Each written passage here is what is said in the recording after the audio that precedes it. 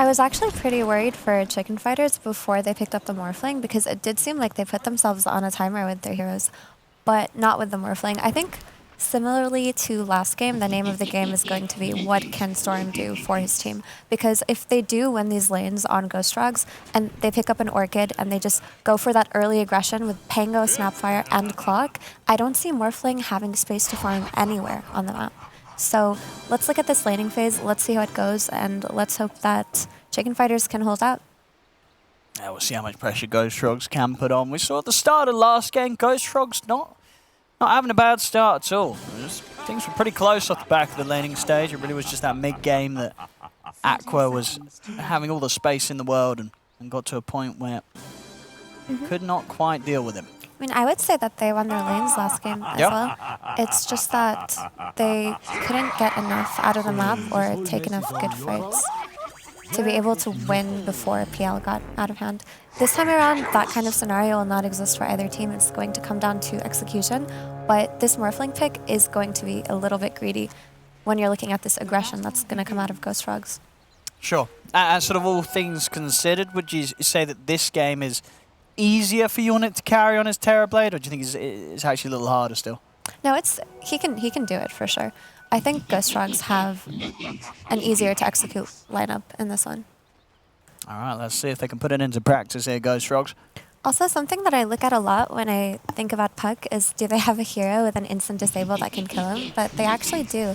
All it takes is one hookshot into a pushback from Clock, and Storm Spirit can zip in and Vortex, right? So this Puck won't even have the easiest of games.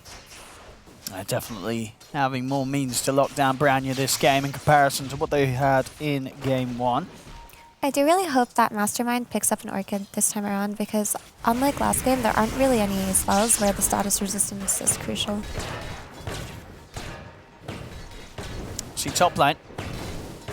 Try their best there to chase down Xibe. And Xibe already able to get in with a decent static, then gone to Unit.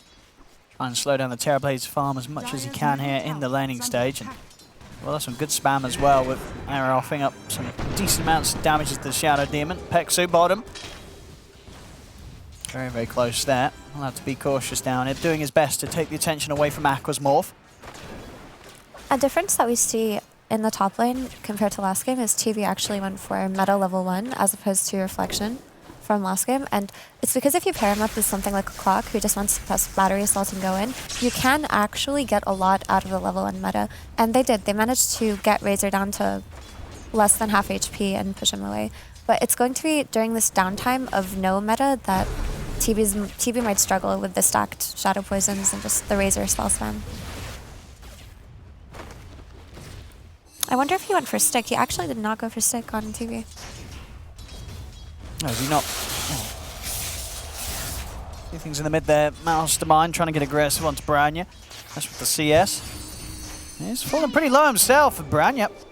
Just try and get aggressive onto him. But the ball's out. Have the Fairy Fire ready as well. It'll be okay, and the lane kept very, very close. 11 for 1 against the 9 for 4. Puck's flying out his bottle to him as well, so it's just going to be even resources mid for a while. See bottom Aqua. Very nearly getting burst there by the combo of Owned Me and Nuku.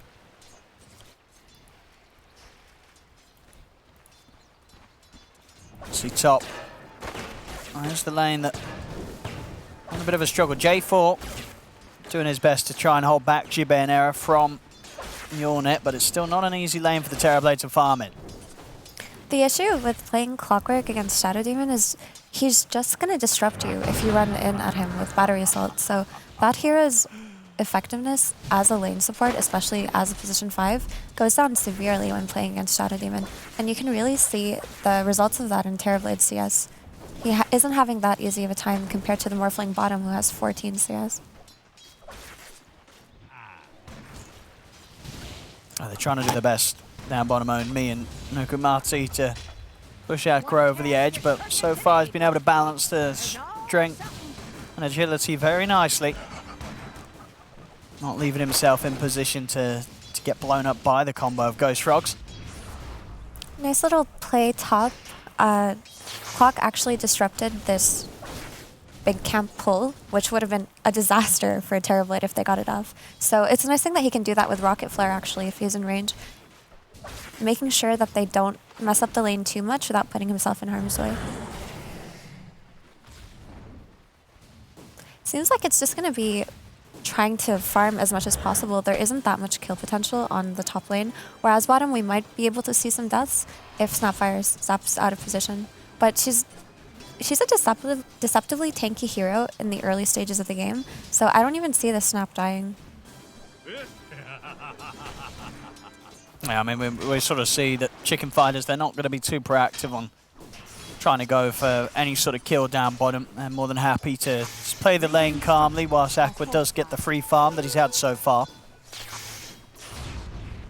Again, the name of this game is just going to be the power rune rotations and where these active mid heroes decide to go.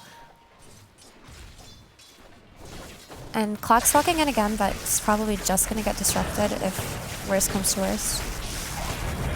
There we go. They look for the lead in onto Unit. He's going to fall rather low, but he's able to walk it off. There's enough armor to sustain against the right clicks of Jibe, even with a good link building up that damage.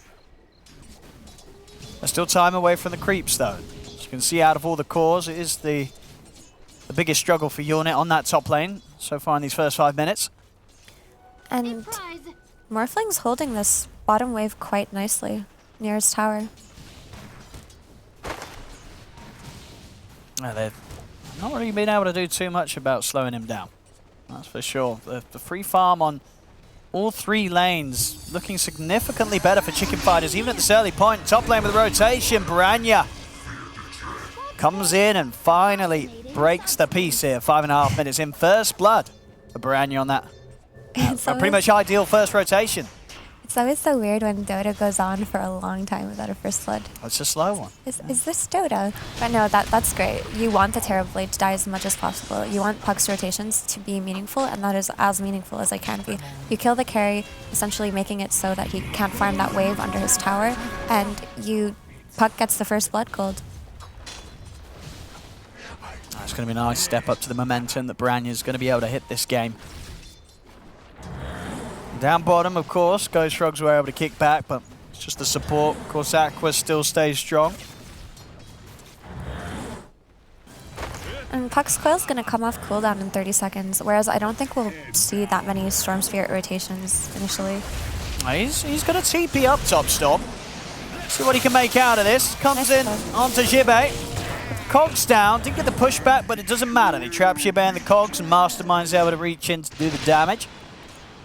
So as I was saying, I don't think we'll see Storm Spirit rotations. He just jumps top and goes for the rotation, which is really necessary. That top lane is getting a little bit too much out of hand. But for me, it seemed like Storm was just going to do a little bit of what he did last game, which was stack the triangle and just farm that. But See, me with some nice jukes here, and he's actually able to get the kill onto Peksu with those movements. Aqua, it's just that level 2 waveform. It's not going to be enough damage. Me able to step out to the side. He's doing his best to hide from this Morphling, and he's able to do so. Same time up top, though. Unit will go down. And that does not feel good for TV. He does not have the best of starts here, and I think it's time for him to go into the jungle. But while he does that, it's just going to be open for siege on his top tower. Also, Puck still does have Coil available. If TB does walk up top, he will end up dying again. Nicely enough, though, there are stacks in the triangle waiting for Morphling when he decides to leave bottom, but he's a lot more comfortable on this bottom lane than Terrorblade is on the top lane. Yeah, for sure. Aqua's not going to feel any sort of rush to get out of the laning stage so far. Things have been perfectly fine for him down there. And even when you look at these triangle stacks, there's actually no way for Ghost Frogs to walk into them and contest them. They don't have the best stack clear heroes, and their early aggression is still not online yet. It's a slow start for them, slower than even than game 1 was. As you said last time, at least Ghost Frogs did have a pretty good beginning. And this time round, already down 2k against Chicken Fighters. And the big difference being the more important one, the fact that Terrorblade Unit is going to have to make quite the recovery after not such an easy laning stage. And that Razor Shadow Demon combo is incredibly efficient in shutting down this Terrorblade, more so than I thought it would be. I think most of that was due to just Clockwork not being able to provide that much in that lane, just in terms of what his hero can do. Which typically you don't really expect of a Clockwork, right? He is one of the stronger melee 5 supports, I would say, but not if there's a hero like Shadow Demon who can just stop him in his place. And J4 hanging around the mid lane. Of course, yet to hit the 6 on clock, so not that he can offer too much of an initiation. As Branya's going to get the space to put some pressure onto the tower. Pexu's able to grab the bounty rune. They'll try and make him pay for it. By Carapace is off in time, though. Doesn't matter. Can't break away as he's trapped in the cogs. Mastermind will be able to claim the kill. See Branya and Era looking to return. Actually step up. They've got their eyes on this stack. Mastermind is out of mana here, though, because of that kill. I'll be able to steal a good amount of that stack. Should we try and go for the kill onto Branya. Branya, he's got the coil to hold back the Pango. A quick jump gets him out back to safety. A decent amount of that gold from the stack going the way of Chicken Fighters. So Aqua's courier was dead for a minute, and I'm not sure what he bought exactly. He just respawned, and I see a Falcon Blade. So Sierra, put the setup into the stun. They have quite the damage, they don't. Mastermind's out with a zip. J4 also able to step away as Chicken Fighters don't have the lockdown for either, with the coil on cooldown. Dire's top tower is under attack. This double damage rune on Storm is pretty spooky. They can look to make a play on this Morphling, actually, if they set up their heroes in time. But now that this Falcon Blade and Morbid Mask are flying out to Morphling, we can see him walk to the triangle and take all those juicy stacks that are waiting for him. Dire's middle tower is under attack. He has got a lot of potential gold and XP waiting for him to pick up. Meanwhile, in mid lane, Boranya is just taking this mid tower to no contest. There it is, TP by Storm. And it's not going to have the lockdown. Not quite yet, at least. Still half the way to go for that Orchid to be finished. So that was the usage of the double damage. Not the best because he didn't get a kill, but he definitely had to defend that tower there, because if that tower had gone down earlier, that's just access to their triangle. And Puck and Nyx can go for these early invasions together if they choose to. Dire's top tower is under attack. See this top tower. Will be all Chicken Fighters at the same time down bottom. Ghost Frogs matching the pace here with the objective taking. Yeah, so they traded 2 towers there, but I would say that was actually a better trade for Chicken Fighters than it was for Ghost Frogs, because now Aqua just has free reign to farm the top side of the map and go into the triangle that, like we said before, has a lot of stacks waiting for him. Whereas the hero who's going to take advantage of the bottom side of the map would be Terrorblade, but he's in a bit of a more threatened situation than Morphling is, just because of the start that he had. If Puck and Nyx do scout him out, he will die in that area.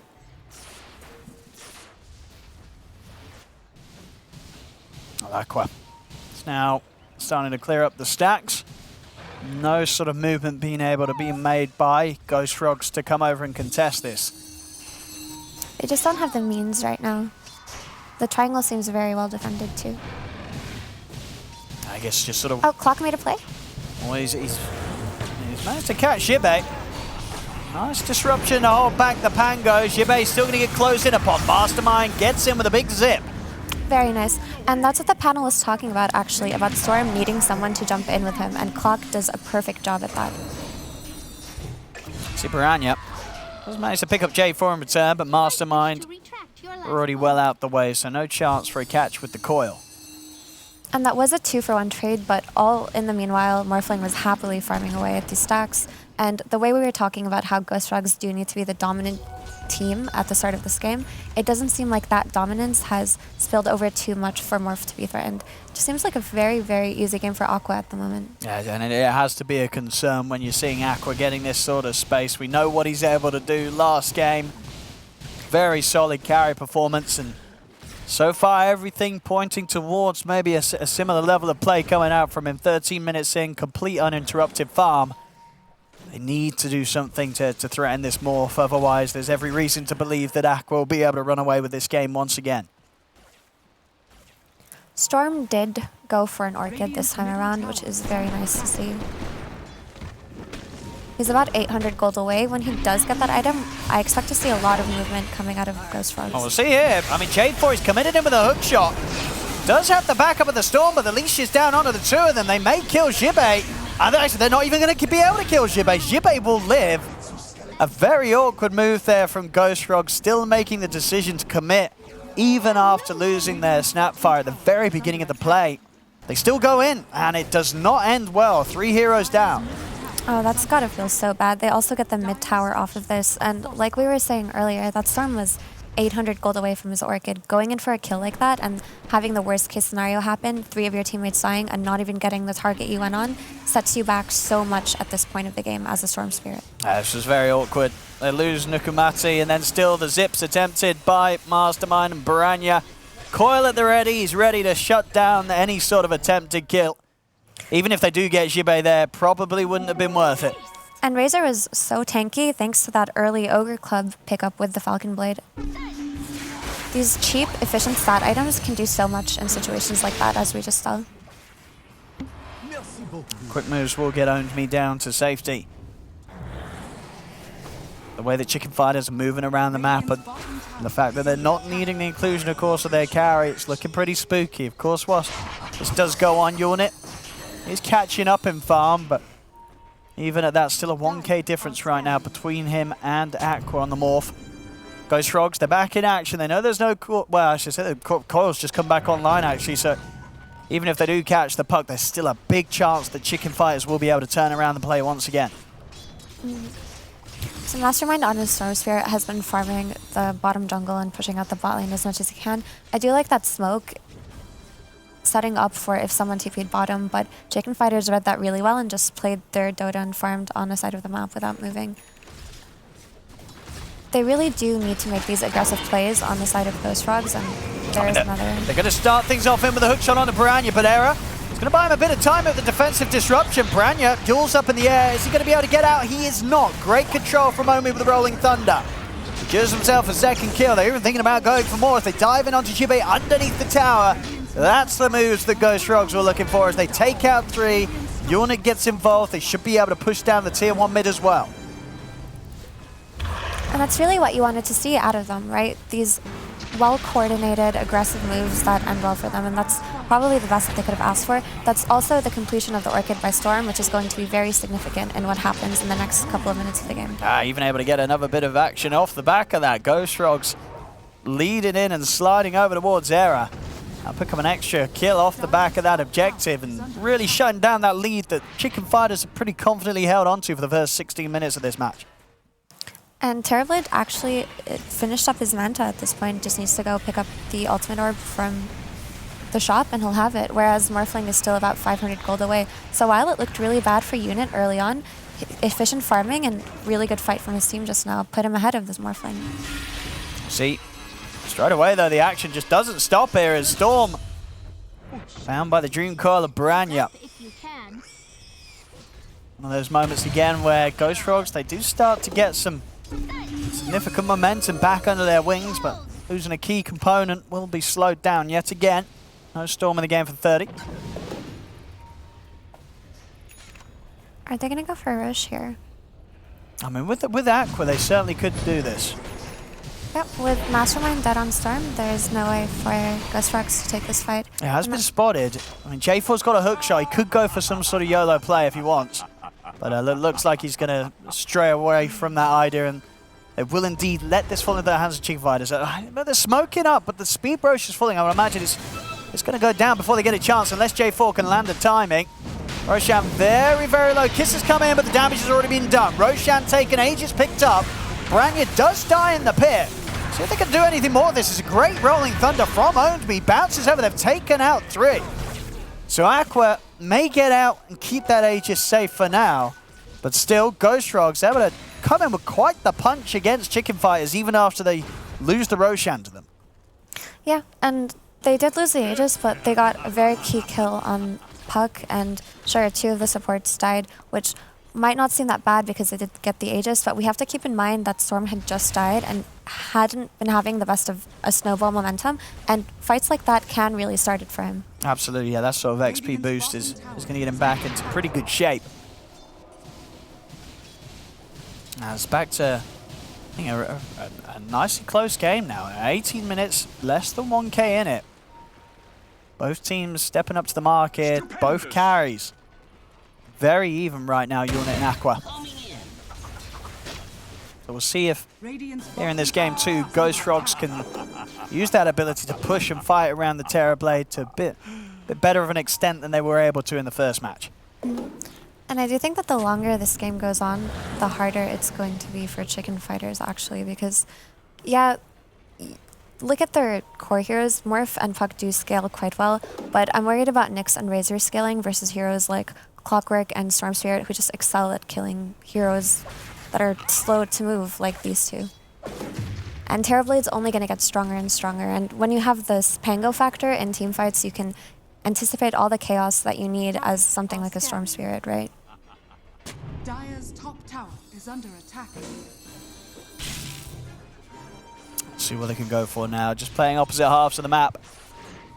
Ghost Frogs, if they do want to go there, they've got to be very aware of this Aegis on Aqua's Morph.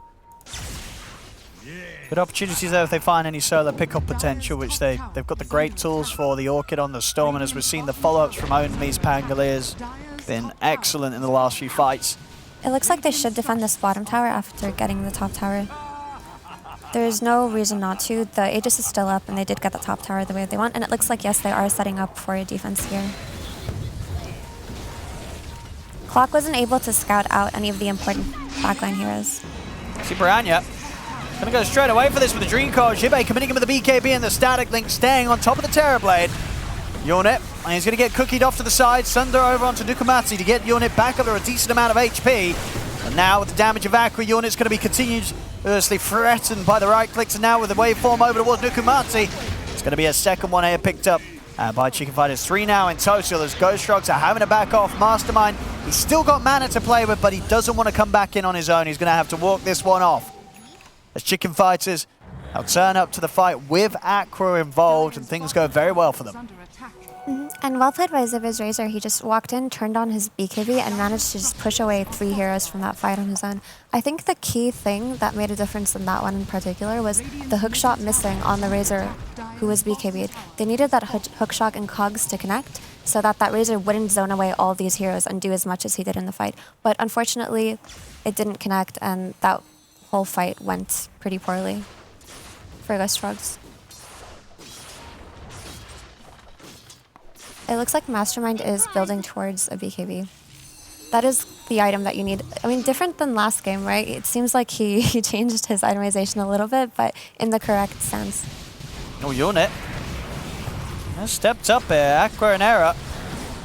See if they can go for this. They certainly can. Aqua taking down Unit at the same time. Branya and Pexa, they find Mastermind. 2 very painful losses there for Ghost Frogs.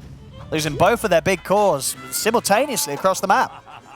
We were talking about how Storm needs to build this snowball momentum for himself, so every death like that is just very detrimental. And it looks like Aqua's Morph is just going to be out of control. This Aegis is just played so well by him.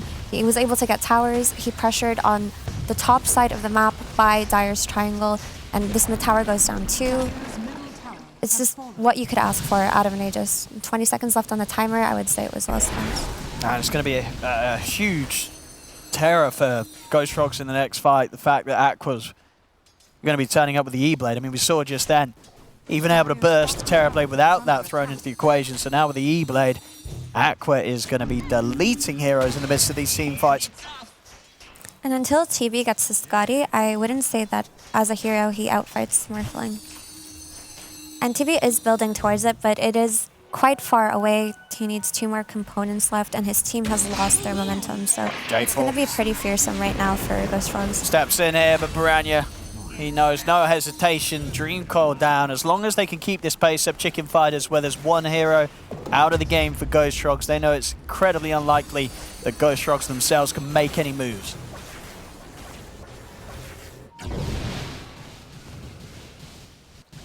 And Aqua Now playing around in a situation where Era is normally available to bail him out. Great positioning by Era here. Making sure that if Storm does see a target first, it is him instead of his Morphling. Well, see them look for Nukamati on the back lines. They'll miss the impale, doesn't matter. Kill's still a kill. Each and every time, Chicken Fighters just taking someone out of the team of Ghost Frogs. Mastermind should cut a creep wave here just to slow down this push a little bit. And he does. Dire's bottom tower is under attack. And Rocket Flare out as well, trying to take away these creeps, but Aqua should take down the tower in time to keep one alive. See if they want to push four more. Has fallen. They don't have the Aegis right now, so could opt to play a little careful, especially with Aqua halfway towards the BKB. If they want to be super safe, wait for that BKB next Aegis timer. And then it's going to be incredibly difficult for Ghost Frogs to push them back top lane. Branya has got that set up, and Aqua, he has the damage. Slides over in an E-Blade combo, puts Unit off to the sidelines. And that TV dying is very, very sad, right? These are the ideal kills that you could be getting at this point of the game, either the Storm or the TV. And TV was working towards a Scotty. He still won't have it by the time he respawns, which means that they won't be able to take a fight well versus this Morphling. And Chicken Fighters can suffocate as much of the map as they want to right now. Let's have a look at J4. Outside of the base and being blocked off by Peksu, he'll go down. Yep, and suffocating, they're doing. Anyone who walks a little bit too much outside of their base just finds Chicken Fighters in the face. Yeah, I mean, they really are. It feels like the last couple of minutes has just been consistently somebody on Ghost Frogs has been dead. Chicken Fighters leaving them no room to get out. J4's been trying to build this Force Staff for a while. It's quite sad. You've been there before as a 5. The game just gets harder and harder and you run out of gold, especially a hero like Clockwork, who if you're not in the lead, he feels like he plays from behind, right? Like his job is just going to be to lock a hero and play his cog him and die instantly. And in this case, I do imagine it would be the Razor, just to stop him from going in and disrupting the fights like he's done before. Oh, for sure. Yeah, they've got to make sure that Unit can actually stand tall and do damage in the team fights. It's just not been happening so far. And with the difference beginning to grow exponentially between the carries, it's not going to be easy. Over a full item pretty much behind that of Aqua's farm right now, just at 26 minutes in. With the second Force Staff, they'll have a way to push away, I guess, their heroes from this Razor. But oh, good kill here. So they can get more. Owned Me he's trying to chase over towards Jibe, but we'll have to be cautious as Branya is around. Ready to chase on with the haste rune. Coil at the ready if he wants to go in for this. He's actually going to turn his attention over towards Mastermind. Mastermind does have a BKB though, so Branya will make sure not to overcommit on him. Mastermind's going to be fine. BKB now done on the side of Chicken Fighters for Aqua. We'll see Mastermind try and re-enter the action. Sets it onto the puck, but he's not got enough damage, and How has to use the BKB defensively just to get back out of there. Without Rolling Thunder here, they are in trouble. If Chicken Fighters do choose to re-engage after the Storm BKB has been popped, there won't be the best way to take the fight for Ghost Frogs. They have to push out lanes right now as much as they can before Chicken Fighters make another aggressive move.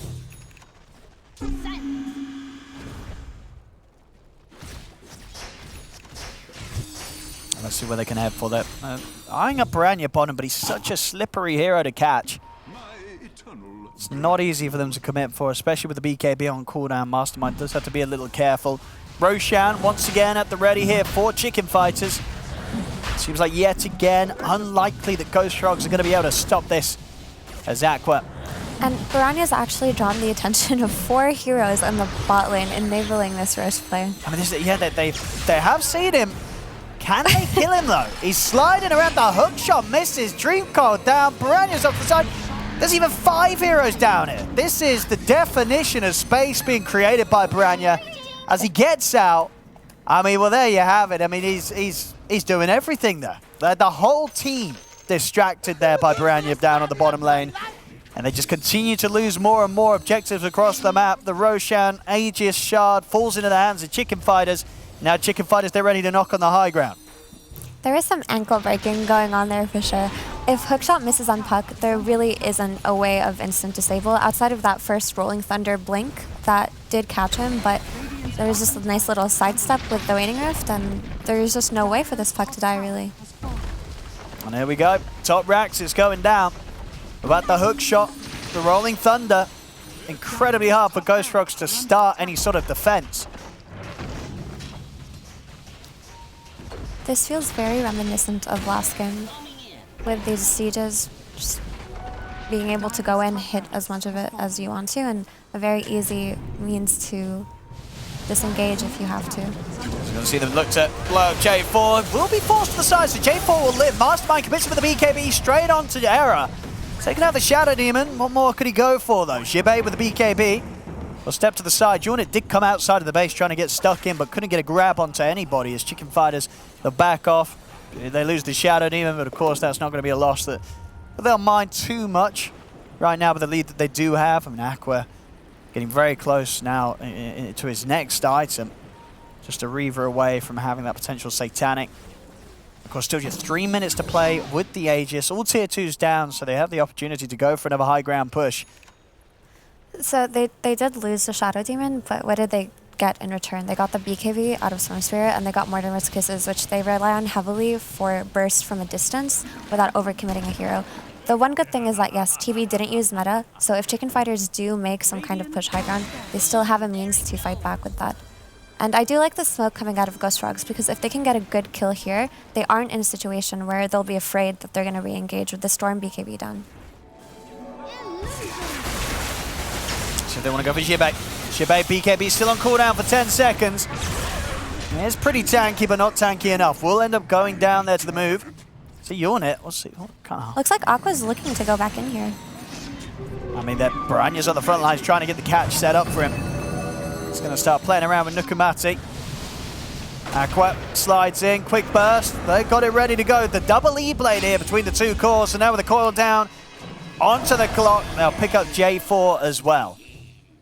2 easy kills now, and they may have lost Jibei, but going 2 down on Ghost Frogs could give Chicken Fighters the chance to push up. That was a nice rolling thunder dodge by Boranya, actually, because there wasn't any vision of that Panga roll there. So he just reacted very quickly to it. Mastermind trying to push out lanes as much as he can before they reach his base.